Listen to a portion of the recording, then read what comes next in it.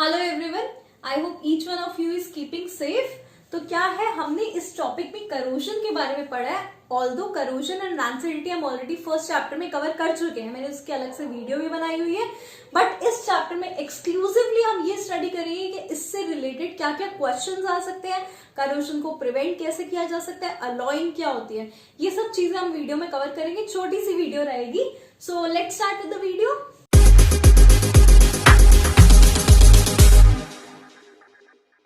Corrosion basically क्या होता है, किसी भी मेटल का खराब होना। जब कोई भी मेटल के ऊपर एक अनवांटेड लेयर डिपॉजिट हो जाए, वो अनवांटेड लेयर किसी भी चीज की हो सकती है। That unwanted layer leads to जो सब्सटेंस होता है उसे खराब करती है and this process is known as corrosion, right. अब क्या है, सिल्वर जब एयर में रिएक्ट करता है, सिल्वर के आपने ऑर्नामेंट्स देखे होंगे, जब वो पुराने हो जाते हैं तो उनके ऊपर एक ब्लैकिश सी लेयर डिपॉजिट हो जाती है। तो वो लेयर किसकी होती है, ये तीनों चीजें इंपॉर्टेंट है। फर्स्ट वो लेयर किसकी होती है, सिल्वर सल्फाइड की। सिल्वर सल्फाइड का फॉर्मूला आपको आने चाहिए। कलर क्या होता है सिल्वर सल्फाइड की लेयर का, black, right. Next is copper.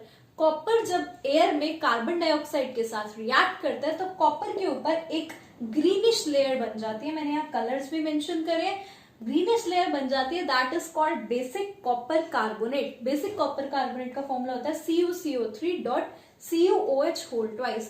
Although आपको फॉर्मूला नहीं लर्न करना, लेकिन आपको पता होना चाहिए वो लेयर का कलर क्या होता है, ग्रीन। कैसा होता है वो लेयर, होती किसकी है, बेसिक कॉपर कार्बोनेट की।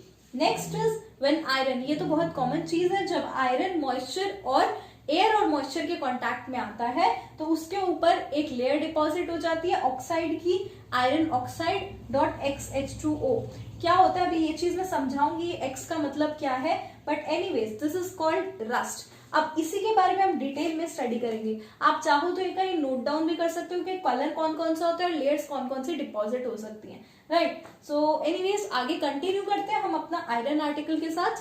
सो मेन रस्टिंग की बात करेंगे। आयरन के ऊपर एक अनवांटेड सी लेयर डिपॉजिट हो जाती है in the presence of moisture and air, मतलब वाटर और ऑक्सीजन की प्रेजेंस में एक अनवांटेड सी लेयर डिपॉजिट हो जाती है, नोन एज रस्ट। अब क्या है, एक एक्सपेरिमेंट आता है, डायरेक्ट क्वेश्चन आ जाता है कि show an activity to prove that both water and oxygen are required for the process of rusting to take place, right। मतलब कि जब रस्ट का फॉर्मेशन हो रहा है तो वाटर और ऑक्सीजन दोनों होने चाहिए। अगर कोई भी एक चीज हुई तो प्रोसेस नहीं होगा। तो उसी एक्सपेरिमेंट के लिए मैंने क्या किया, 3 टेस्ट ट्यूब्स लिए। तीनों test tube let suppose same है, बराबर है। तीनों को मैंने ऊपर क्लोज कर दिया, एक कॉर्क के थ्रू मैंने क्लोज कर दी उनकी ओपनिंग, राइट। अब क्या किया, तीनों टेस्ट ट्यूब में आयरन नेल रखा हुआ है मैंने। फर्स्ट टेस्ट ट्यूब में water is there obviously and air तो होती है हर जगह। Next is second test tube में मैंने water, same amount of water लिया, लेकिन इस बार क्या किया, उसके ऊपर एक ऑयल की लेयर डिपॉजिट कर दी। कोई भी ऑयल हो, ऑयल डिपॉजिट कर दिया। थर्ड टेस्ट ट्यूब में क्या किया मैंने, यहाँ पे कोई वाटर नहीं है, सिर्फ कैल्शियम क्लोराइड के कुछ क्रिस्टल्स हैं। आप समझते हैं ये चीज हम कर क्या रहे हैं। फर्स्ट केस में वाटर प्रेजेंट है और एयर भी प्रेजेंट है। सेकेंड केस में वाटर तो प्रेजेंट है, लेकिन ये ऑयल क्या कर रहा है, कोई भी यहाँ की जो एयर होगी, एयर के कांटेक्ट में आयरन नेल को नहीं आने देगा, राइट। यही ऑयल का काम है कि वो उसके ऊपर, वाटर के ऊपर एक लेयर बना लेगा पूरी, सच दैट कोई भी एयर के साथ वाटर का कांटेक्ट ना हो, मतलब ये वाले आयरन नेल का कांटेक्ट ना हो। थर्ड केस में मैंने क्या किया, ये कैल्शियम क्लोराइड क्या है, this is a dehydrating agent, मतलब कोई अनहाइड्रस एजेंट भी बोल सकते हैं। मतलब कोई भी अगर मॉइस्चर प्रेजेंट होता है ना तो वो वाले मॉइस्चर को वो एब्जॉर्ब कर लेते हैं, कैल्शियम क्लोराइड के क्रिस्टल्स, ये इनका काम होता है, ठीक है। अब मैंने क्या किया, क्योंकि कोई भी मॉइस्चर अगर कहीं प्रेजेंट था उसे एब्जॉर्ब कर लिया, बट एयर तो स्टिल है, तो यहाँ एयर का कॉन्टैक्ट है, ये समझ लेते हैं। इस केस में एयर का कॉन्टैक्ट है, वाटर का कॉन्टैक्ट नहीं है। ये वाले केस में वाटर तो है लेकिन एयर का कॉन्टैक्ट नहीं है, क्यों, क्योंकि ऑयल की लेयर डिपॉजिट कर दी हमने, ऊपर ऑयल डाल दिया बहुत सारा। इस वाले केस में, that is the first case, इसमें वाटर भी है एंड एयर भी प्रेजेंट है, राइट। तो अब क्या है, हम काफी देर इन 3 टेस्ट ट्यूब्स को एक साथ छोड़ देते हैं सिमिलर कंडीशंस में रख के, एंड हम क्या ऑब्जर्व करते हैं, आफ्टर फ्यू मिनट्स या फ्यू आवर्स इसके ऊपर एक रस्टिंग हो जाती है, मतलब रस्ट की एक लेयर डिपॉजिट हो जाती है। इसके ऊपर नहीं होती और इसके ऊपर भी नहीं होती। Reason being it's very clear that both moisture and air have to be there for rusting to take place. तो यहाँ क्योंकि एयर नहीं है, एयर का कांटेक्ट टूट गया तो यहाँ रस्टिंग नहीं होगी, और यहाँ मॉइस्चर नहीं है क्योंकि कैल्शियम क्लोराइड की क्रिस्टल जितने भी मॉइस्चर यहाँ इधर भी प्रेजेंट है थोड़ा बहुत भी, तो उसे एब्जॉर्ब कर रहा है, तो क्या हुआ, यहाँ भी रस्टिंग का प्रोसेस नहीं होगा.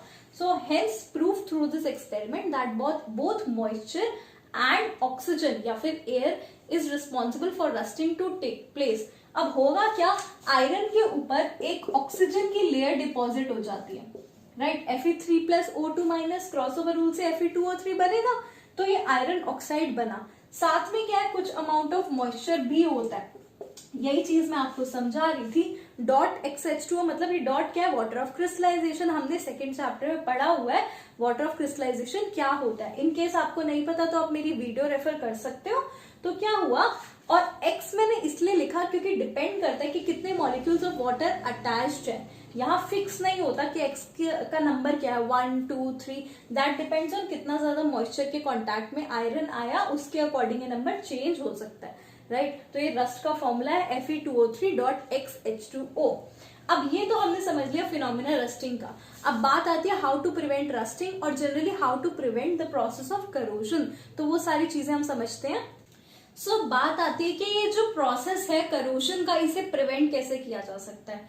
सो सीधी सी बात है, करोजन किसकी वजह से हुआ है, जब कोई भी मेटल एयर के कांटेक्ट में आ रहा है तो किसी ना किसी चीज के साथ रिएक्ट कर रहा है एयर में. तो हमें क्या करना है, वही कांटेक्ट तोड़ना है एयर के साथ. तो क्या कर सकते हैं, अलग अलग मेथड्स कर सकते हैं. For example painting, oiling, greasing, पहले इनकी बात करते हैं. क्या किया मैंने, मेटल के अराउंड एक कोई भी लेयर डिपॉजिट कर ली. वो लेयर पेंट की भी हो सकती है, पेंट लगा दिया, ऑयल लगा दिया, ग्रीस लगा दी, कोई भी एक लेयर डिपॉजिट कर दी सच दैट उसका डायरेक्ट एयर से कांटेक्ट टूट जाए.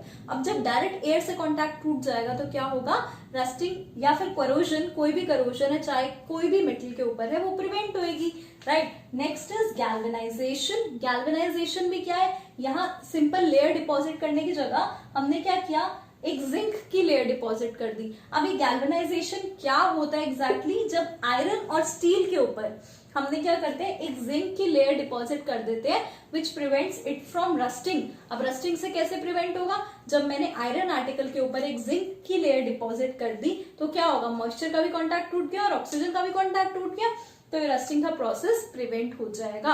अब एक छोटा सा क्वेश्चन आता है, इसमें एनसीईआरटी बुक में दिया हुआ है, दैट हमने क्या किया, ये वाली जो जिंक की लेयर है जो हमने आयरन के ऊपर डिपॉजिट कर दी, अगर ये लेयर हट भी जाए उसके बाद तो भी iron article is still prevented from rusting. आप समझ रहे हैं क्वेश्चन, कि जिंक की हमने एक लेयर डिपॉजिट हो गई, बट विद टाइम क्या होगा, ये वाली लेयर हट जाएगी आयरन से, तब भी रस्टिंग प्रिवेंट होएगी. रीजन इज दैट क्योंकि जिंक क्या है, ज्यादा रिएक्टिव है आयरन से.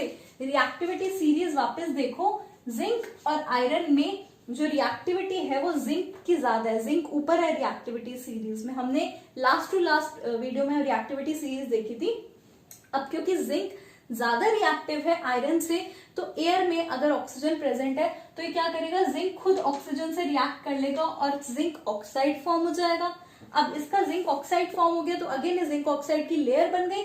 आयरन आर्टिकल या steel article is still prevented from rusting. ये रीजन होता है कि अगर ये लेयर हट भी जाएगी तो भी ये आर्टिकल रस्टिंग नहीं होगी इसकी, या फिर धीरे होगी, बहुत ज्यादा नहीं होगी, राइट. सो ये बहुत इंपॉर्टेंट क्वेश्चन है, 1 मार्कर क्वेश्चन में आ सकता है ये, राइट. तो ये प्रोसेस हमारा गैल्वेनाइजेशन है. Next is alloying.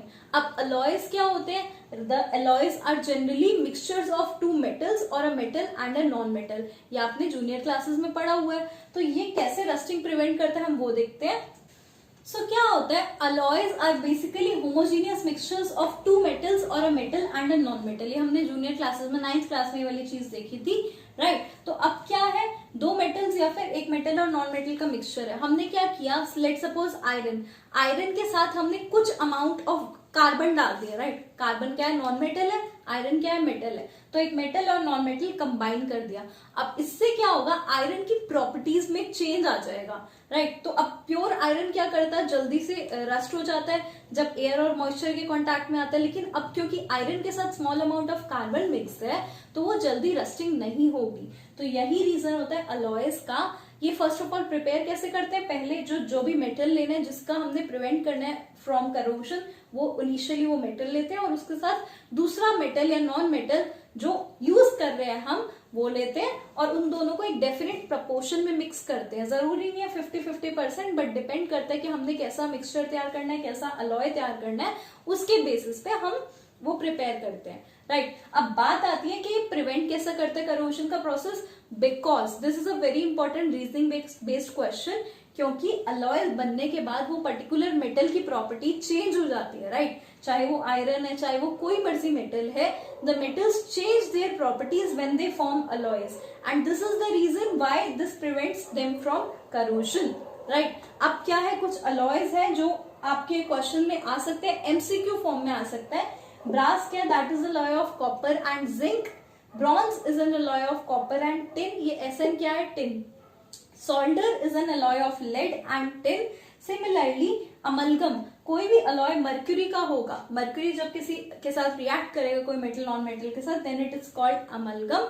अब क्या है, ये आपको एज इट इज लर्न करना है, इसमें कुछ भी समझाने वाला नहीं है, बट ये आपके जो वन वर्ड क्वेश्चंस आ सकते हैं या फिर आपके जो MCQs क्वेश्चन है उसके लिए इंपॉर्टेंट है। सो इसके साथ हमारा चैप्टर कंप्लीट होता है। See you again in the next video. Thank you so much, have a nice day, take care.